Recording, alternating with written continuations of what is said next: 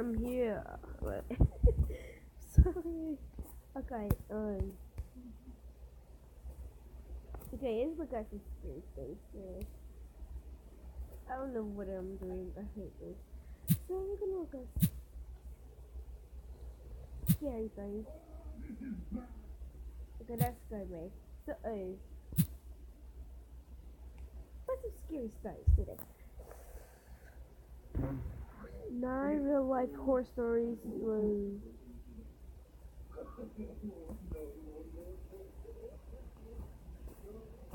Okay,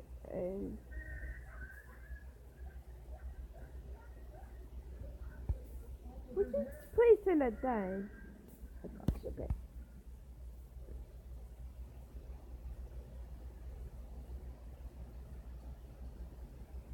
About 9 or so, I'll make you.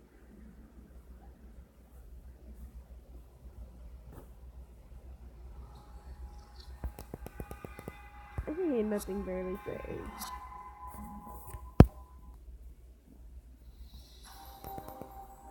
Okay, let's see what you got for us today.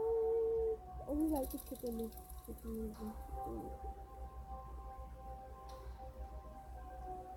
On July 1st, 2014, in the No Sleep subreddit, Reddit user Nathan wrote a post claiming his dead girlfriend, Emily, is sending him messages on Facebook.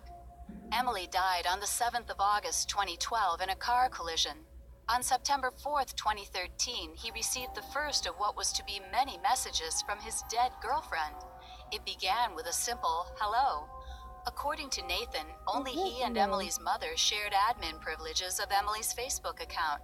But when it became clear it was not Emily's mother sending the messages, Nathan assumed one of his late girlfriend's friends had hacked into the account. A couple of months later, a second set of messages appeared on Emily's account. Nathan immediately recognized that the messages were snippets of previous conversations he and Emily had posted through Facebook. Then, all of a sudden, things became even more chilling. Nathan began receiving notifications that Emily had tagged herself in a photo. He recognized that Emily would tag herself in spaces where it was plausible for her to be, or where she would usually stand. He contacted Facebook and they told him that the locations her Facebook page had been accessed from since her death were locations that she had been before, such as his home and her mom's home. He changed the Facebook password multiple times and even turned on two-factor authentication. Still, the messages from Emily continued and began to take on a more ominous tone. As the frequency of messages from Emily increased, he became more concerned, until all of a sudden, Emily used her first original word, a word that had not been recycled from old Facebook messages. Whoa. It's the freezing, I don't know what's happening here that really makes our blood run cold. Finally, Nathan memorialized Emily's page in effect, closing down access to the Facebook account. This post appeared soon thereafter. This series of messages was especially disturbing for Nathan as parts of the conversation were recycled messages taken from his last post made on the night Emily died. But it still wasn't enough for Emily to rest in peace because she sent Nathan another message. And in this one, she posted a photo which she had taken of him from behind a half-closed door. A photo which, Nathan says, was taken at a time when nobody else was there in the house with him. That's my door. That's my computer. Going back to the bathroom. On October 26, 1965, Indianapolis police answered a call saying that a girl had died. The caller was a teenaged boy who sounded very nervous and directed the police to the address 3850 East New York Street. When the cops got to the dingy, run-down, clapboard home, they found the emaciated, dead body of 16-year-old Sylvia Marie Likens. She was covered with bruises and small wounds, later revealed to be cigarette and match burns that numbered over 100. There were also large areas where the outer layer of skin had peeled off. Sylvia also had a large numeral 3 branded on her chest. However, the most remarkable injuries by far were the words in block letters that had been burned directly onto her stomach. I'm a prostitute and proud of it. It all started when Lycan's parents, who were carnival workers, had left her and her sister Jenny in the care of the Baniszewski family for $20 a week, 3 months before her death. But when one of their checks arrived late, Baniszewski took out her frustration by beating the girls. Weeks of escalating horror followed. The attacks focused almost exclusively on Sylvia. Several of Baniszewski's children and a gaggle of neighborhood kids, some as young as 10, watched or joined in. Baniszewski encouraged them to torment Sylvia, including, among other things, extinguishing lit cigarettes upon her skin, beating her, tying her up, burning her with scalding water, rubbing salt into her raw wounds, forcing her to eat feces and other substances that would cause her to vomit, forcing her to remove her clothes and insert a glass Coca-Cola bottle into her vagina on at least 2 occasions.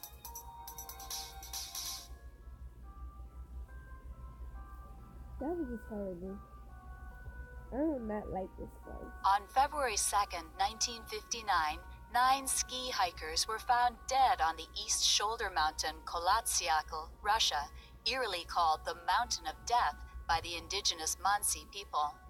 From the evidence at the scene, it appeared that the hikers had cut open their tents from the inside and fled into the wilderness in just their socks or bare feet. One of the hikers had major skull damage, while a couple more had multiple chest fractures. Despite this, none of the corpses had any signs of a struggle. It gets weirder. Their bodies were stained orange, with massive internal injuries from a force that a doctor studying the incident compared to that of a car crash. And one of the ski hikers was found with her head tilted back, her stretched mouth wide as if emitting a silent scream. Upon closer inspection, the rescuers realized that her tongue had been ripped out by the root, and she was also missing her eyes. As you'd imagine, all sorts of theories to the cause of the deaths have been tried and tested over the years, but the final verdict was that the hikers died of a compelling natural force. What does that even mean? Never has something so ambiguous been so horrifying.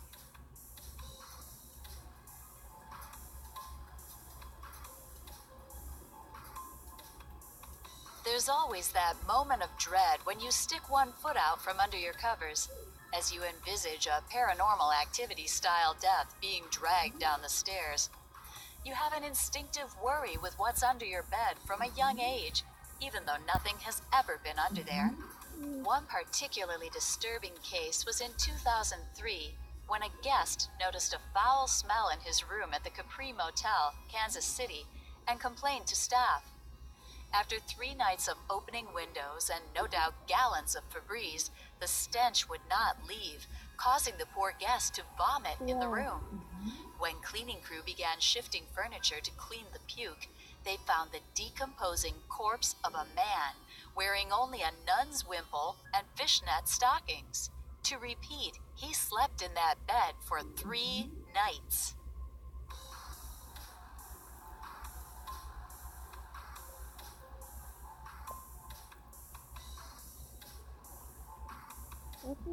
On January 25th, 2014, the Indianapolis Star published a lengthy report on a family terrorized by 3 children allegedly possessed by demons. The account of LaToya Ammons and her family tells disturbing stories of children climbing up the walls, getting thrown across rooms, and children threatening doctors in deep, unnatural voices.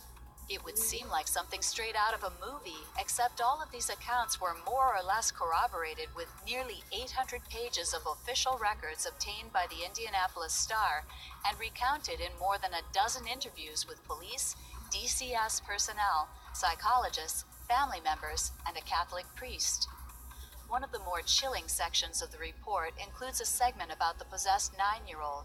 According to Washington's original DCS report, the 9-year-old had a weird grin and walked backward up a wall to the ceiling. He then flipped over Campbell, landing on his feet. He never let go of his grandmother's hand. That's impossible. Oh, no. This is scaring me. A lot. Like, for real. On September 12, 2008, two trains collided in the Chatsworth district of Los Angeles, killing 25 people in the crash. One of the passengers on board was Charles E. Peck, who was traveling from Salt Lake City for a job interview in LA.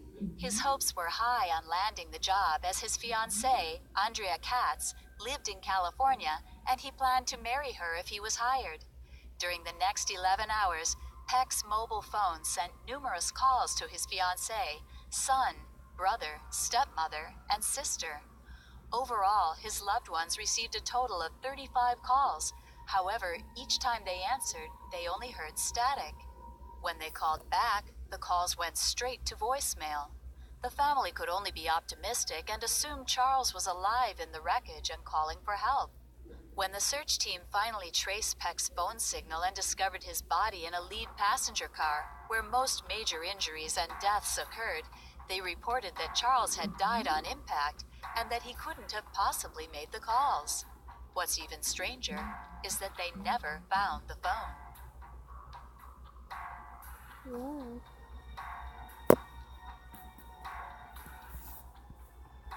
On the night of March 31st, 1922, the 6 residents of Hinterkaifeck, a small farmstead in Germany, were murdered with a mattock. The victims were Andreas and Cecilia Gruber, their widowed daughter Victoria, her children Cecilia and Josef, and the maid Maria Baumgartner. The Grubers' earlier maid left the family 6 months earlier, having claimed the home was haunted. And days before the murder, Andreas told neighbors he'd discovered a strange set of footprints in the snow leading from the forest to the home, but not back.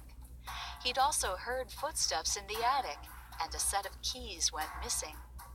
Based on the crime scene found days after the murders, investigators believed the family was led one by one into the barn to be killed before the murderer killed the maid and young Josef in the house.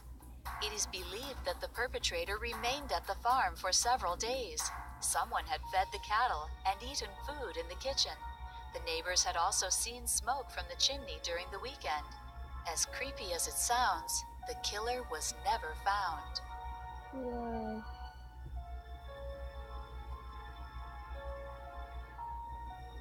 This is amazing. Jack Froist died of a heart arrhythmia in June 2011 at the age of 32. Tragic, but nothing unusual about the story, yet. In November the same year, Jack's friends each received an email from his account, signed with his name. His friends and family are adamant no one knew his passwords. One email implored his friend to clean his attic, which related to a private conversation the two had had shortly before his death. An email to his cousin read, "I knew you were going to break your ankle," an injury that had occurred just a week before the email arrived. Probably a sick hacker, but Jack's relatives and friends said they still have no explanation for the messages and have given up hope trying to find one. Yeah.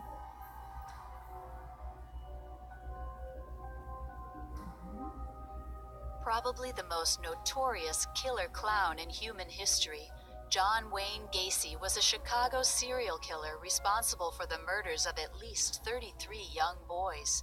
He buried most of the bodies in the crawl space of his house, in his yard, and when he started to run out of space, he dumped them in a nearby river.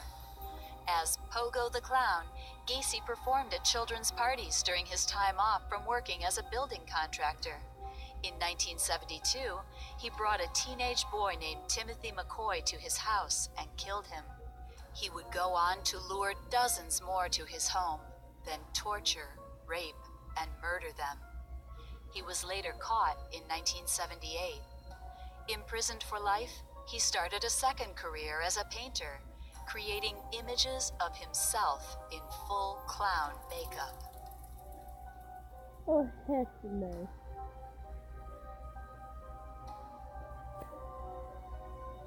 But that sounds horrible. Guys, that just sounds horrible. Like, I hope you enjoyed this video. That's the end because it's 14 minutes long. I did not expect that. Bye bye, I guess.